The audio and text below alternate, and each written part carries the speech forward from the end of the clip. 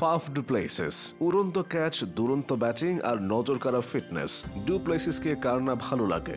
জাতীয় দলে নেই দীর্ঘদিন, বয়সটাও পেরিয়েছে 40-এর ঘর, অথচ তিনি আছেন আগের মতোই। সাউথ আফ্রিকা তার অভাবটা এখনো হারে হারে টের পাচ্ছে। এবিডি ভিলিয়ার্স ও হাসিম আমলাদের যুগে ডু প্লেসিস ছিলেন আড়ালের নায়ক। প্রোটিয়াদের দুঃসময়ে তার ব্যাটটাই সবচেয়ে বেশি হেসেছে। সহজাত নেতৃত্ব গুণে সব সতীর্থদের ছাড়িয়ে গিয়েছিলেন তিনি। নেতৃত্বের চাপ নিয়েই ক্যারিয়ারের বেশিরভাগ সময় পারফর্ম করেছেন। টেস্ট, ওয়ানডে ও টি-20 তিন সংস্করণে ডু প্লেসিসের নাম ডাক ছিল। আইপিএল এর মঞ্চে তো তার নামটা উচ্চারিত হতো কিংবদন্তিদের সাথে। চেন্নাই সুপার কিংসের হয়ে লম্বা সময় ধরে খেলেছেন, এরপর রয়্যাল চ্যালেঞ্জার্স বেঙ্গালুরুর অধিনায়ক হিসেবেও দায়িত্ব পালন করেছেন। বিপিএল এ এসে খেলে গেছেন কুমিল্লা ভিক্টোরিয়ান্সের জার্সিতে। পিএসএল, বিবিএল, সিপিএল সহ বাকি সব ফ্র্যাঞ্চাইজি লিগেও তাকে দেখা যায়। সকল কন্ডিশনে মানিয়ে নেয়ার গুণ তাকে ব্যাটসম্যান হিসেবে সফল করেছে। প্রোটিয়াদের হয়ে 250-র অধিক ম্যাচ খেলেছেন, রান করেছেন 11,000-এর বেশি, যেখানে সেঞ্চুরি আছে 23টি, হাফ সেঞ্চুরি 66টি। ডু প্লেসিসের টেস্ট গড়টা 40, ওয়ানডেতে তিনি ব্যাট করেছেন 46 গড়ে। টি-20 ক্রিকেটে তো সাউথ আফ্রিকার নতুন দিনের সূচনা হয়েছিল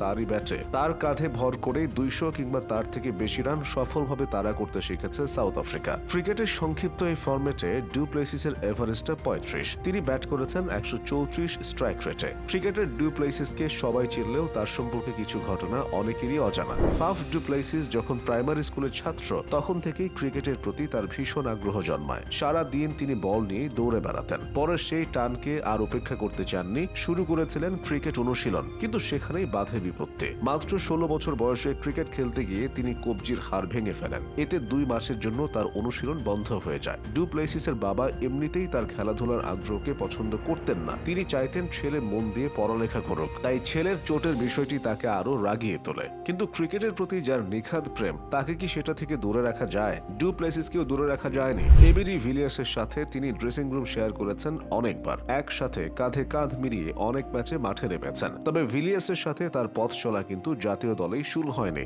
জাতীয় দলে আসার আগে থেকেই দুজন ছিলেন একে অপরের বেস্ট ফ্রেন্ড। প্রিটোরিয়ার অফিস বয় স্কুলে পড়ার সময় থেকেই এই দুজন হোস্টেলের রুমমেট ছিলেন। অবশ্য জাতীয় দলে আগে ডাক পড়েছিল ভিলিয়ার্সের। তার 7 বছর পর 2011 সালে ওয়ানডে দিয়ে আন্তর্জাতিক ক্রিকেটে পা রাখেন ডু প্লেসিস। আর 2012 সালের নভেম্বরে অস্ট্রেলিয়ার বিপক্ষে ম্যাচ দিয়ে ক্রিকেটের রাজকীয় টেস্ট ফরম্যাটে তার অভিষেক ঘটে। প্রথম সে টেস্টে তিনি রাঙিয়েছিলেন একেবারে নিজের মতো করে। সে ম্যাচের প্রথম ইনিংসে 78 এবং দ্বিতীয় ইনিংসে করেছিলেন অপরাজিত 110। এমন অনবদ্য পারফরমেন্সে ম্যাচ সেরার পুরস্কারও পেয়েছিলেন। এরপর থেকে জাতীয় দলে তার জায়গাটাও পাকাপোক্ত হতে থাকে। ফাফ ডু প্লেসিসের বয়স যখন 21 বছর, তখন তার দুর্দান্ত ব্যাটিং নজরে এসেছিল ইংলিশ কাউন্টি দলগুলোর। কাউন্টি দলগুলোর কলপ্যাক চুক্তির আওতায় দক্ষিণ আফ্রিকা থেকে খেলোয়াড় নিয়ে যাওয়া তখন সাধারণ ঘটনা। সে থাবা ডু প্লেসিসের উপরেও পড়েছিল। কাউন্টি দল নটিংহ্যামশায়ার তাকে কলপ্যাক চুক্তির প্রস্তাব দেয়, সাথে প্রস্তাবনা জুড়ে দেয় ভবিষ্যতে ইংল্যান্ডের হয়ে খেলতে পারার। কিন্তু ডু প্লেসিসের মধ্যে দক্ষিণ আফ্রিকা ক্রিকেটের প্রতি নিখাদ ভালোবাসা ছিল।